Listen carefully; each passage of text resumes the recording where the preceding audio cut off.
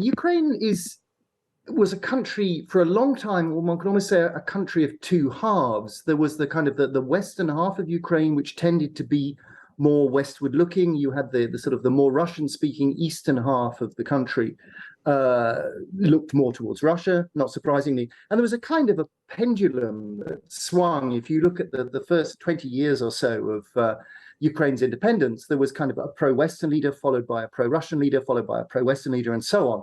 And then that all changed very dramatically in 2014 when the pro-Russian leader was forced out by a popular uprising. The pendulum kind of swung then towards the West. Putin responded by seizing Crimea. And that was, in a sense, the first stage of a two-stage drama that culminated this February with the invasion and the attempt by Putin essentially to take the rest of Ukraine. How did the breakup of the Soviet Union lead us to where we are today? How long have you got? It's a long and complicated question. I mean, essentially, I used to work as a reporter in Moscow at the time. I was there from the sort of the late 80s into the early 90s, and looking back on that era 30 years ago, there was such a lot of optimism. There was such a lot of optimism in the West. There was such a lot of optimism in Russia itself, just about how everything was going to be fine now. The Cold War was over, communism had gone. Everyone was looking forward to a bright future. And I think, the story of the past 30 years, which culminates or culminated in Russia's invasion of Ukraine this February, is just, a sense of misunderstandings, mistakes on both sides. If we go back to 1991, with the breakup of the USSR and Ukraine becoming a country in its own right, how has public opinion in Ukraine diverged from that of Russia? Yeah, I mean, it's diverged considerably. I mean, Ukraine was a country for a long time, or one could almost say a country of two halves. There was the kind of the western half of Ukraine, which tended to be more westward looking. You had the sort of the more Russian speaking eastern half of the country, looked more towards Russia, not surprisingly. And there was a kind of a pendulum that swung. If you look at the first 20 years or so of Ukraine's independence, there was kind of a pro-Western leader, followed by a pro-Russian leader, followed by a pro-Western leader, and so on.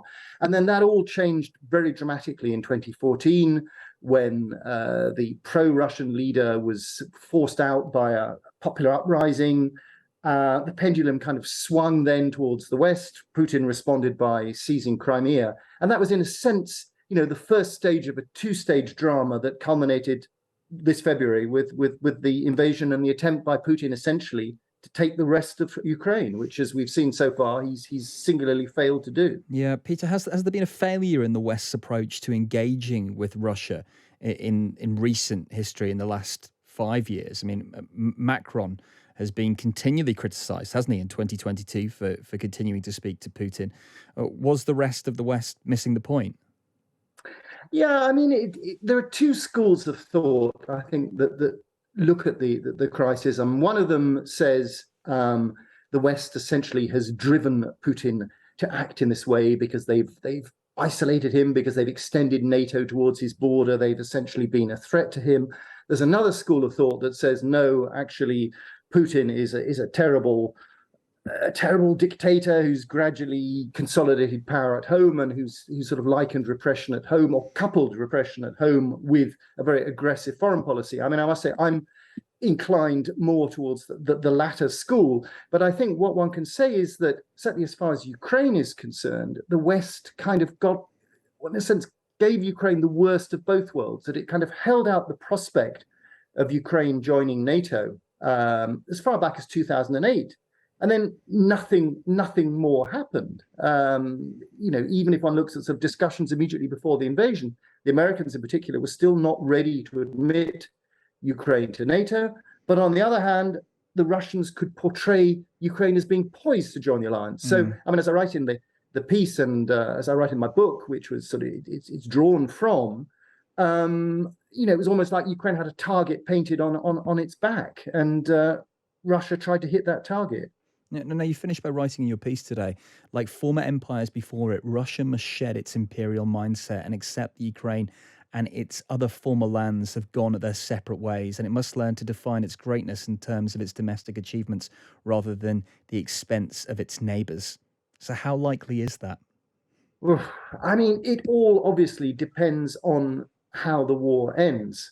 I mean, as I write in the piece, there's a lot of hope in the West. We're really, myself included, willing the Ukrainians on, hoping that they will win, Putin will fall. Suddenly, this sort of benign pro-Western leader will suddenly be appointed in Moscow, and we'll all kind of live happily ever after. We'll almost go back to the hopes of the 1990s. That unfortunately I think is very naive, and I fear it's not going to happen. But if we have the war that ends with a stalemate or some kind of talks, and Putin is still in the Kremlin, it's not going to look that good. Peter, we've got just about 30 seconds left, but before I let you go, I think it's probably important to kind of point out that the issue with Ukraine goes back so far. I mean, how Ukraine was treated by Russia in the 1930s with starvation. I mean, I don't know if you've seen the film Mr. Jones; it covers that.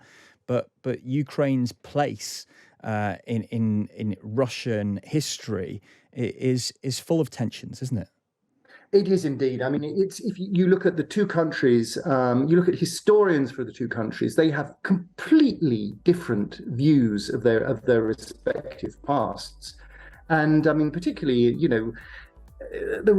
many Russians just see Ukraine as being sort of basically them. They don't really see the difference. They don't understand what all the fuss is about. Yeah. Almost, Ukrainians see things very, very differently.